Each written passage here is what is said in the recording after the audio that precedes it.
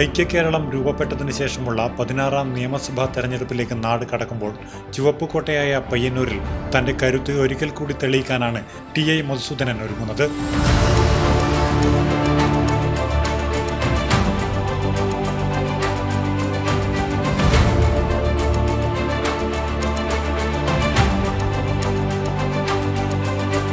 തെരഞ്ഞെടുപ്പ് പ്രഖ്യാപനത്തിനു മുൻപ് തന്നെ പയ്യന്നൂരിലെ സ്ഥാനാർത്ഥിത്വത്തെ ചൊല്ലി വലിയ ചർച്ചകളും ആരോപണങ്ങളും ഉയർന്നിരുന്നു.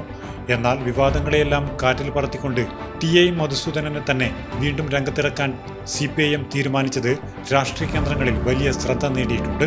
ആരോപണങ്ങൾക്കിടയിലും ടി.ഐയെ വീണ്ടും മത്സരിക്കാൻ നിയോഗിച്ചത് പാർട്ടിക്ക് അദ്ദേഹത്തിലുള്ള വിശ്വാസത്തിന്റെയും മണ്ഡലത്തിലെ ജനകീയ അടിത്തറയിലുള്ള ഉറപ്പിന്റെയും സൂചനയായാണ് വിലയിരുത്തപ്പെടുന്നത്.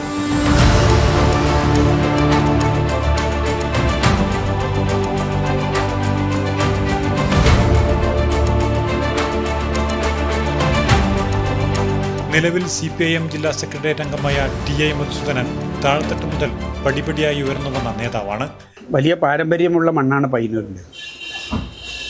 മഹാരക്തസാക്ഷിത്വത്തിൻ്റെയും അടിസ്ഥാന ജനവിഭാഗങ്ങളുടെ പോരാട്ടത്തിൻ്റെ വീര്യമുണർത്തുന്ന അനുഭവങ്ങളും ഇടത്തരക്കാരും വലിയ പ്രതീക്ഷകളോടുകൂടി നാടിൻ്റെ മുന്നേറ്റം ആഗ്രഹിക്കുന്നവരുമെല്ലാം ഉൾക്കൊള്ളുന്ന ഈ നാട്ടിൽ തീർച്ചയായിട്ടും ഏറ്റവും അഭിമാനകരമായിട്ടുള്ള വിജയം ഇടതുപക്ഷ ജനാധിപത്യ മുന്നണി നേടും എന്നുള്ളതിൽ യാതൊരു സംശയവുമില്ല.